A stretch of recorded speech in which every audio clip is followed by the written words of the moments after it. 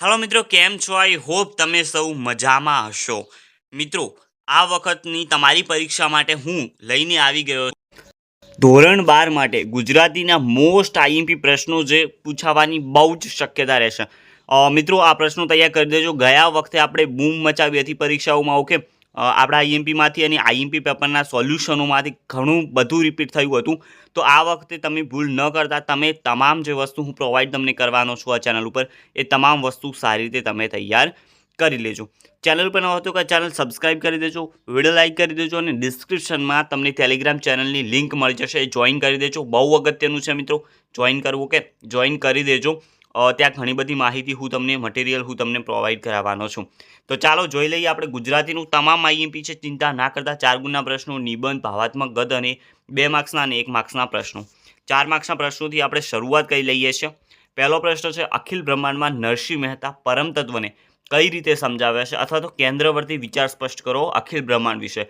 બંને પ્રશ્નો અલગ અલગ છે, બહુ ઇમ્પોર્ટન્ટ છે. માર્ચ 2022 અને માર્ચ 2020માં આ પૂછાઈ ગયેલો છે પ્રશ્ન, અને આ વખતે આપણે એને હોટપિકમાં રાખ્યો છે, એટલે કે આ વખતે પણ પૂછાવાની શક્યતા ઊંચી કહી શકાય એવો આ પ્રશ્ન છે.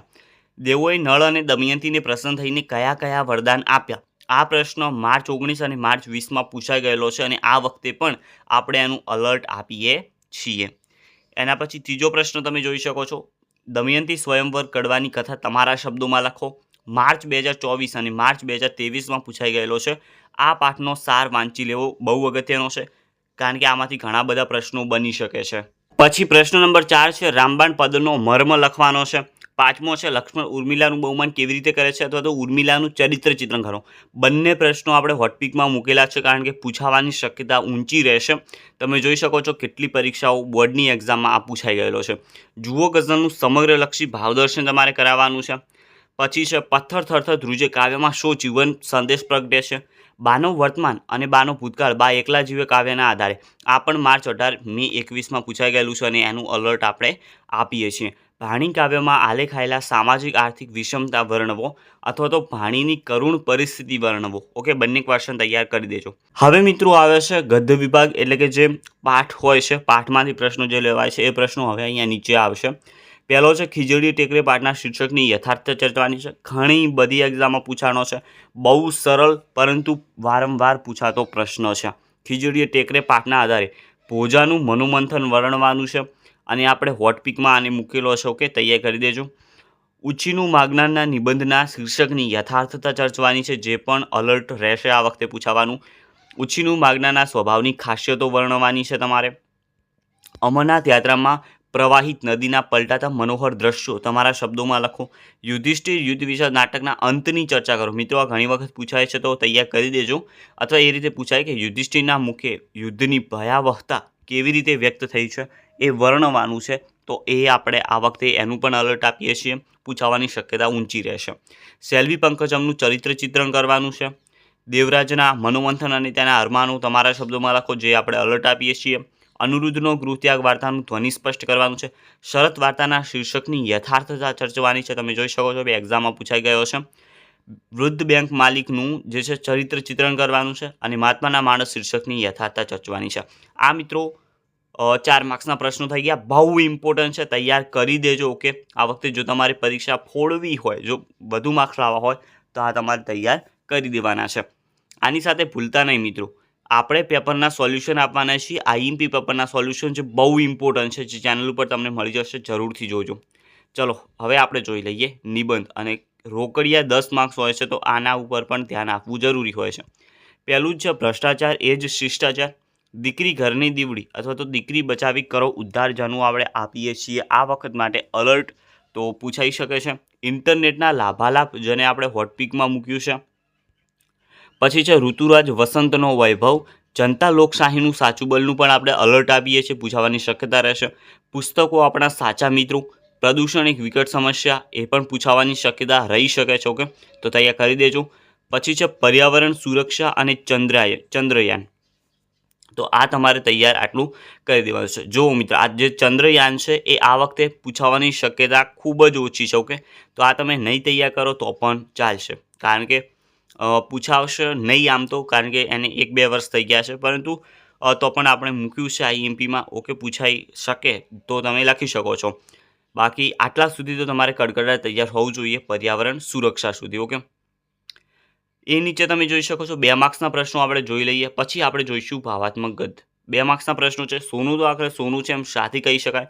બીજ અને વૃક્ષનો કાર્યકારણ સંબંધ લખવાનો છે, જે આપણે મૂક્યું છે, અલર્ટ આપીએ છીએ એનું પણ.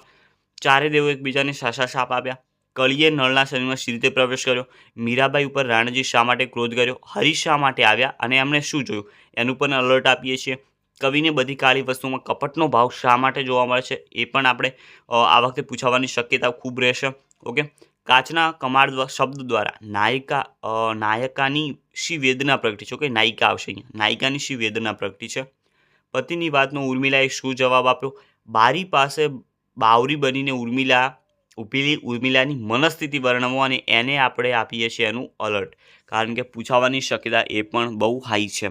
શક્યતાના દ્વાર ખખડાવવા એટલે શું, એને પણ હોટપિકમાં મૂક્યો છે. થરથર ધ્રુજે કાવ્યમાં કયો જીવન સંદેશ પ્રાપ્ત થાય છે, એ પણ પૂછાવાની શક્યતા રહેશે. ઓલિયાએ ગ્રામજનોને શું કહ્યું અને તેનું શું પરિણામ આવ્યું. બા આખા કુટુંબનો ખ્યાલ કેવી રીતે રાખતા. કાલરૂપી કુહાડીએ કેવી પરિસ્થિતિ, જે આપણે અલર્ટ આપીએ છીએ. ઓકે, કવિ ભાણીને રાંકની રાણી શા માટે કહે છે. નીચે હવે જે મિત્રો આવશે આ છે હવે પાઠના ગદ્ય વિભાગના આવશે. પોસ્ટ માસ્ટરના જીવનમાં શી ઘટના બની. ભોજાએ રાત્રિએ શો નિર્ણય કર્યો અને તેનું શું પરિણામ આવ્યું, જે આપણે હોટપિકમાં મૂકીએ છીએ. શાક સમારતા સમારતા ગાંધીજીએ વિનોબાને શું કહ્યું. ઉછીનું માગનાની નજર કેવી છે અને શા માટે, એ પણ હોટપિકમાં છે, અલર્ટ આપીએ છીએ. અમરનાથ યાત્રા કઠિન છે એવું સાથી કહી શકાય. લેખિકાને હરગન મેદાનમાંથી વહી જતી શેષ નદી કેવી લાગતી હતી. ઓકે, હોટપિકમાં મૂકેલો છે. યુધિષ્ઠિર લોહિયાલ વિજયનું પ્રાયશ્ચિત કેવી રીતે કરવા માગે છે. પોતાનું શેષ જીવન વનમાં ગાળી યુધિષ્ઠિરને શું કરવું છે. તો યુધિષ્ઠિરવાળા પણ જે પ્રશ્નો છે બહુ ઇમ્પોર્ટન્ટ છે બંને પ્રશ્નો. દરેકને પ્રભાશંકર પટની પોતાના છે એમ શા માટે લાગતું હતું. મણિભાઈની પત્ની હીરાને ઘરેણાનો કેવો શોખ હતો. હીરા શાથી બદલાઈ ગયેલી, તો આને હોટપિકમાં મૂકીએ છીએ. ઘણી વખત આવો પ્રશ્ન પૂછાય છે કે હીરા શા માટે બદલાઈ ગઈ, તો તૈયાર કરી દેજો. ધમાલ શબ્દ દ્વારા કઈ મનોવ્યથા પ્રગટે છે અને શા માટે. સેલ્વી પંકજમે નાયકનું સ્વાગત કેવી રીતે કર્યું. અનાથ બાળકોની મુલાકાતથી નાયકને નાયિકા વિશે શું વિચાર આવ્યો, એ આને પણ આપણે હોટપિકમાં મૂકીએ છીએ આ વખત માટે. દેવરાજે પોતાના પિતા અને કુટુંબને પણ મેરુ પર શા માટે લઈ જવા છે. પરમેશ્વર જેવો કેવળ પરમેશ્વર જ છે, સમજાવો. કોને કોને એકબીજાથી છૂટા પાડી શકાય નહીં અને શા માટે. અનિરુદ્ધે કુળ મૂળને નિર્મૂળ કરવા શું કર્યું, એનું આપણે અલર્ટ આપીએ છીએ. અંગ્રેજ અમલદારોને તેમના ઉપરીઓને શી સલાહ આપતા, એ હોટપિકમાં મૂકેલો છે. ગોળમેજી પરિષદના ભાષણ પછી ડૉક્ટર આંબેડકર વિશે કેવો ખ્યાલ ઊભો થયો, એ હોટપિકમાં મૂકેલો છે આપણે. ઓકે, યુવાન વકીલે શો અભિપ્રાય આપ્યો. તો 21 પ્રશ્નો 2 માર્ક્સના છે, તમે જોઈ શકો છો. 21 કુલ પ્રશ્નો છે 2 માર્ક્સના. એ તમારે સારી રીતે તૈયાર કરી દેવાના છે, કારણ કે આમાંથી પૂછાવાની શક્યતા બહુ ઊંચી રહેશે. તો પહેલાં તમારે આ પ્રશ્નો તૈયાર સારી રીતે કડકડાટ તૈયાર કરી દેવાના છે. હવે મિત્રો ભાવાત્મક ગદ્ય જોઈએ, બહુ ઇમ્પોર્ટન્ટ હોય છે. ઓકે, પહેલું છે દહેજ સામાજિક કલંક, હોટપિકમાં મૂકેલું છે. ઓકે, ઘણી વખત પૂછાતો હોય છે, તૈયાર કરી દેજો, એકવાર વાંચી લેજો. દહેજ સામાજિક કલંક. આતંકવાદમાં ફસાયેલા એક યુવાનની મનસ્થિતિ, એ પણ તૈયાર કરવાનો રહેશે. મધ્યમ વર્ગની મુશ્કેલીઓ આપણે અલર્ટ આપીએ છીએ, એ પૂછાવાની શક્યતા હાઈ રહેશે. પછી છે જીવનમાં ચારિત્રનું મહત્વ. ઓકે, લગ્ન માટે પસંદ થયેલી અનાથ આશ્રમની એક કન્યાના મનોભાવો, એ પણ આ વખતની પરીક્ષામાં આવી શકે છે. હોટપિકમાં પ્રશ્ન મુકાયેલો છે. પ્રાર્થનાનું મહત્વ, એ પણ હોટપિકમાં છે, તૈયાર કરી દેજો. ભાવાત્મક ગદ્ય સરળ હોય છે. ઓકે, તો તમે સારી રીતે લખી શકો છો. 1 માર્ક્સના પ્રશ્નો હવે મિત્રો તમે જોઈ શકો છો. એમાં પહેલી સૂચના એકવાર વાંચી લો. આ જે છે એ બહુ અગત્યનું છે. ઓકે, બહુ અગત્યનું છે. 6 માર્ક્સનું કુલ આવે છે. તમારી અનુક્રમણિકામાંથી અનુક્રમણિકા ફરજિયાત કરવાની છે. પાઠ શેમાંથી લેવામાં આવ્યો છે, તે ફરજિયાત તૈયાર કરવાનું અને કરવાનું છે.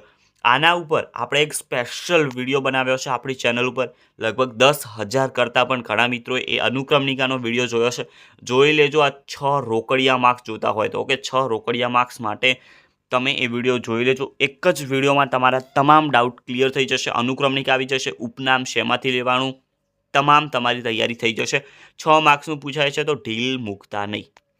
એની નીચે પછી તમે જોઈ શકો છો 1 માર્ક્સના પ્રશ્નો છે, એકવાર તમે વાંચી લેજો, કારણ કે આ 1-2 શબ્દોના જ પ્રશ્નો છે. તમારે ફક્ત તમારી બુકમાં ટીક કરી લેવાના છે. આ વાંચતા તમને 15 થી 20 મિનિટ ફક્ત થશે, પરંતુ ઇમ્પોર્ટન્ટ એવા પ્રશ્નો છે, આમાંથી એક પણ પ્રશ્ન જો છૂટી જાય તમારાથી અને એ પરીક્ષામાં આવશે તો તમને એનો ગેરલાભ થશે. તો તૈયાર કરી દેજો, પૂછાવાની શક્યતા હાઈ રહેશે. પહેલાં તમે આ વાંચી શકો છો 1 માર્ક્સના પ્રશ્નો, અને પછી તમારા બીજા પ્રશ્નો તમે તૈયાર કરી શકો છો. અહીંયા 39 પ્રશ્નો છે, કડકડાટ તમારે તૈયાર કરેલા હોવા જોઈએ. તો મિત્રો, આ હતું તમારા ગુજરાતી માટેનું મટીરિયલ આ વખતની પરીક્ષા માટે. બહુ મહેનત કરીને બનાવેલું છે. આની સાથે ફક્ત આ તો તમારે તૈયાર કરી દેવાનું છે, પરંતુ આની સાથે તમે જે પેપરના હું સોલ્યુશન પ્રોવાઈડ તમને કરાવવાનો છું, તો એ જોવાનું ભૂલતા નહીં. કારણ કે મજા ત્યારે આવે જ્યારે તમે આઈએમપી પ્રશ્નો સાથે આઈએમપી પેપરના સોલ્યુશન તૈયાર કરેલા હોય. જો તમે આ 2 વસ્તુ સારી રીતે તૈયાર કરી દેશો તો તમે આ વખતની પરીક્ષામાં ધૂમ મચાવશો, એની ગેરંટી મારી છે. હું જ તમને પેપર સોલ્વ કરાવીશ 2025ના, અને પેપરમાં હું તમને કહીશ કે આપણે શું આપ્યું હતું અને શું પૂછાણું છે. તો ભરોસો રાખજો, તૈયારી એક પણ પ્રશ્ન રહેવો ન જોઈએ. તમારા મિત્રોને આ વિડીયો શેર કરતા રહેજો, એમને પણ જોડતા રહેજો આપણી ચેનલ સાથે. ચેનલ સબસ્ક્રાઈબ કરી દો, અને most important Telegram channel join કરી દો. ડિસ્ક્રિપ્શનમાં લિંક આપેલી છે. મળીશું નવા વિડીયોમાં, ત્યાં સુધી તૈયારી કરતા રહો.